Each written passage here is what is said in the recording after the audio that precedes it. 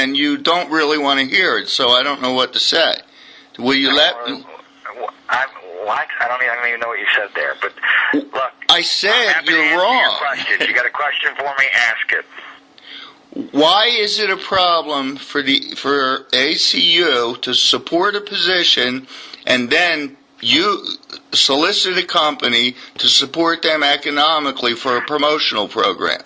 Because, well, first of all, even if you buy everything that you just said, which I don't, and others don't, even if you buy all of that, to put in a letter that is clearly soliciting money, that one of the things you offer is the opinion piece of the head of the American Conservative Union backing your position.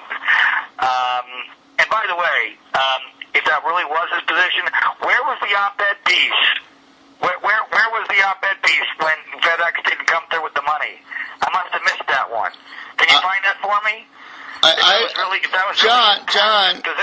John, I don't know what op-eds he's written or not written. Shows that the only reason why it would have existed would have been that FedEx was paying for it. Okay.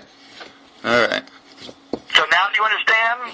No, I don't, because I don't see anything wrong with a promotional campaign on the one hand. Clearly you think either you are a complete knave or you think that everything that people say is bought and paid for. There's no other way to justify. No, I think you didn't. Behavior. I think you haven't reviewed the facts clearly enough, John. Oh God. And I will write them up and reveal them, and people can make up their mind. But clearly, you didn't do your homework. That's my opinion. I absolutely did my homework. I am 100% accurate in my assessment of that letter, and that's what I asked him about, and that's what he wouldn't answer.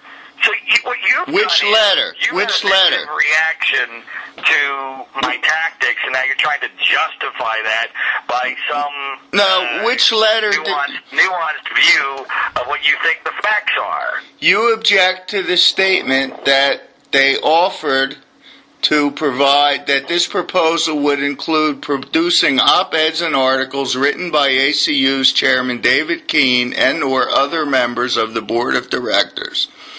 I think that's objectionable, yes. Okay, that's fine. That's fine. Especially when those op-ed pieces never happened because FedEx didn't pay. Okay, but what, I mean, are you aware that the ACU was at the same time already lobbying against that legislation? It doesn't matter. It's irrelevant.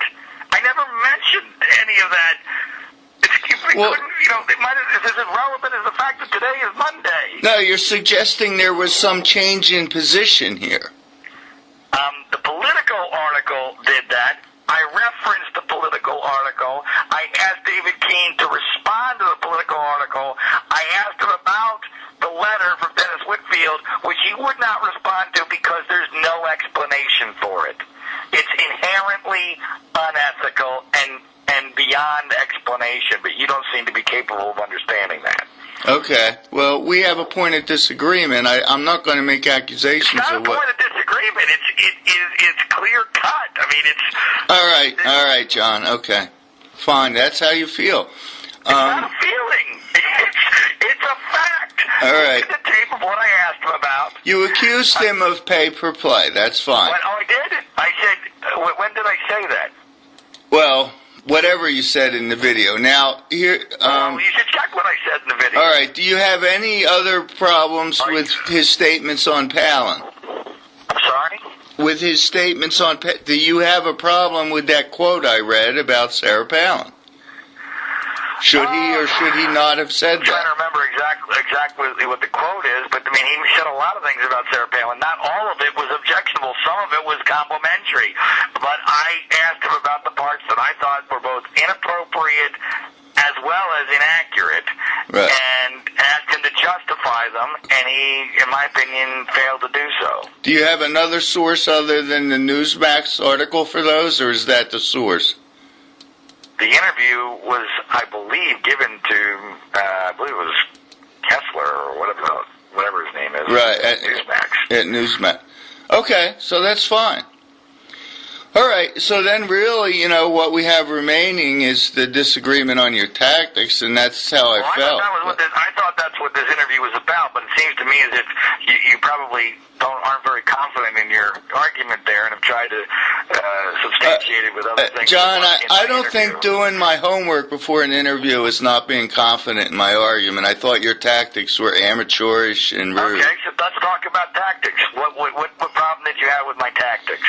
Well, I felt that on the one hand, the way I saw the video is that you basically presented him with this notion that the ACU engages in pay-for-play as an established fact without really at least putting forward that evidence to him.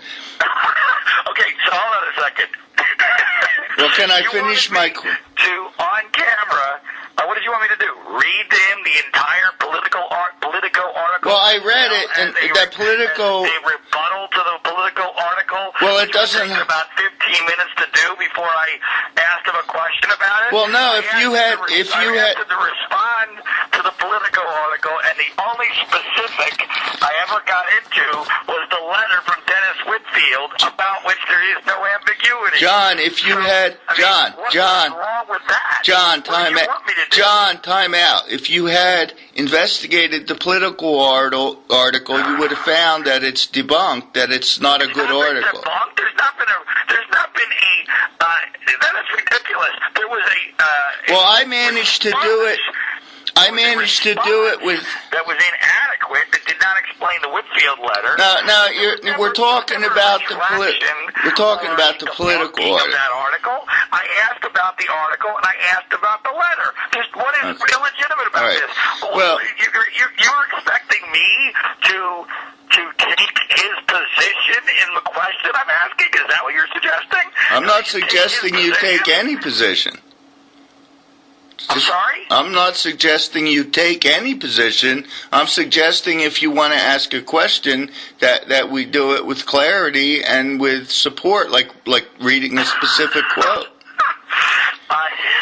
I would ask again for you to watch the video and tell me what I said that was inaccurate or a question that was illegitimate. The point I was trying... I have a tough time finding either of those. The point I tried to get to is, do you understand how someone might react if on the one hand, okay, you based on you mentioned the Political article, which whether you want to accept it or not, I debunked it in 15 minutes tonight, and I'll present that. Well, you should write.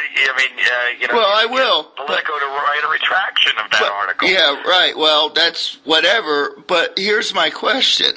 Now, no matter what, if you're there as a journalist, was it correct for you to, jokingly or however, say to him, well, who paid you to say that about Palin? Because you did kind of say that.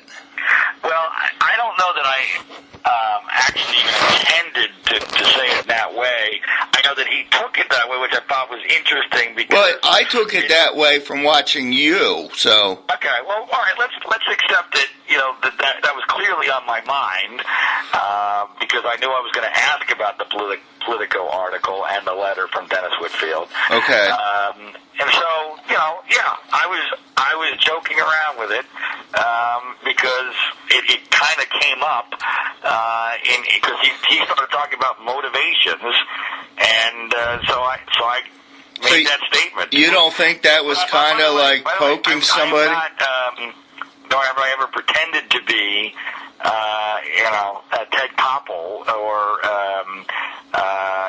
what people would like to believe about Edward R. Murrow. That's okay, but I mean, isn't that kind of baiting someone to get upset with you?